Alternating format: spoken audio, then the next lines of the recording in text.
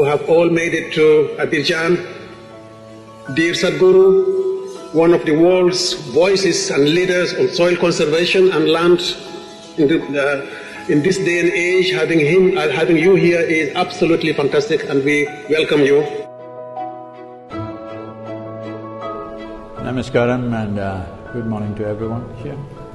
Well, in this august audience, I don't have to go about talking about all the horrific statistics we have about all the negative things that are happening with the land and soil on this planet. But as a solution, I see definitely there are many nuances to the solution and the very important aspects which are not small in number or complexity.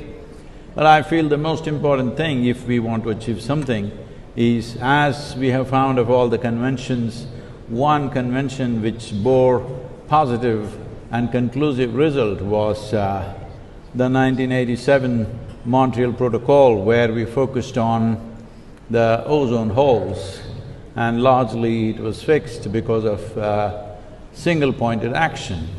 I think a time has come where that kind of action is needed for soil. Separating soil from every other issue, though they are significant and important, it's important that we separate soil from the other aspects, because all these other aspects are relevant to our lives only as long as soil is alive. What is it that we can do? I think the most important thing is to put some food there for the microorganisms, which is the fundamental of all life. Putting food there means organic content should rise. If you look at this across the world, not a single nation has a minimum of 3%, not even a single nation. So why can't we set this objective?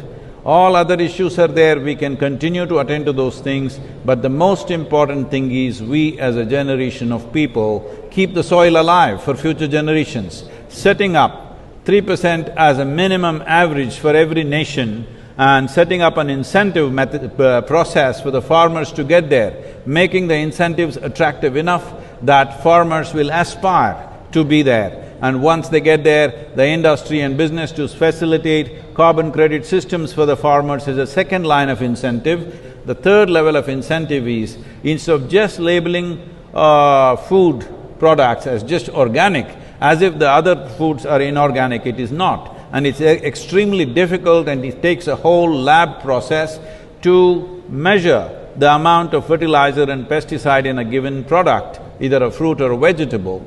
So, the simple thing is to measure the organic content of the soil, which can be done on the land by the farmer. With a little supervision, it can be done. So we can establish 3% organic content.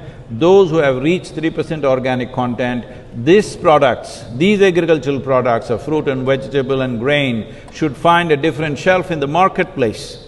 If it finds a different shelf in the marketplace, there is enough science to tell us if a field contains 3% organic content, what are the micronutrients which are present in the food, what are the health benefits, what are the preventive health benefits. I would like to see that all of us strive for this. In these complex issues and complex solutions, implementation becomes a huge challenge, because implementation has to happen on the land, and land is not managed by scientists, land is managed by farmers. So it's extremely important. It must be a single-point agenda, incentive-based agenda. If inspiration, incentives and disincentives after a certain period of time is the way forward, this is my appeal to every one of you, because I don't want this COP15 to end as one more convention with more paper and more paper.